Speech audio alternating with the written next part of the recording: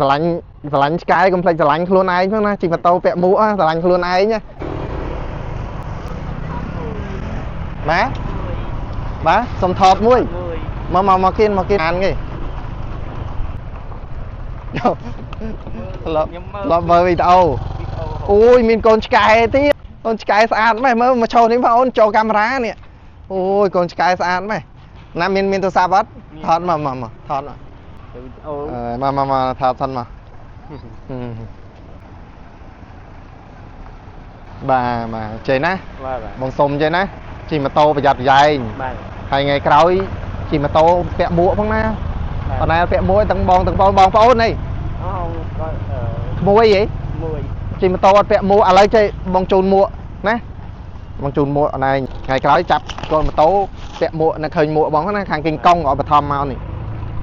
ខាងភេជ្ជៈគីងកុងនឹងសុំពាក់ហើយអូយស្អាតហ្មងឆ្កែស្អាតទេណាកូនឆ្កែអាយុប៉ុន្មានខែតាំងពីនៅទូចមកគេទូចឥឡូវប្រហែលប៉ុន្មានឆ្នាំហ៎ហើយប៉ុន្មានទឹកតែកើតគេយកមកចោលតន់មួយឆ្នាំណែអូគេយកចោលអូនឯងដើរទៅឃើញខ្ញុំឃើញអូឃើញវាដើរតាមផ្លូវអូយអូនអើយអូនណា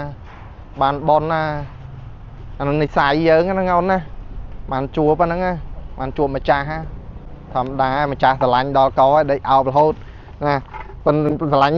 ឡាញ់ឆ្កែកុំភ្លេចស្រឡាញ់ខ្លួនឯងផងណាជិះម៉ូតូពាក់មួកស្រឡាញ់ខ្លួនឯងណាលឿនហើយអូនណាអូយស្អាតហ្មងអរគុណអូនសុខសប្បាយបើម៉ូតូយ៉ាប់យ៉ៃណាអូនណាយឺតណា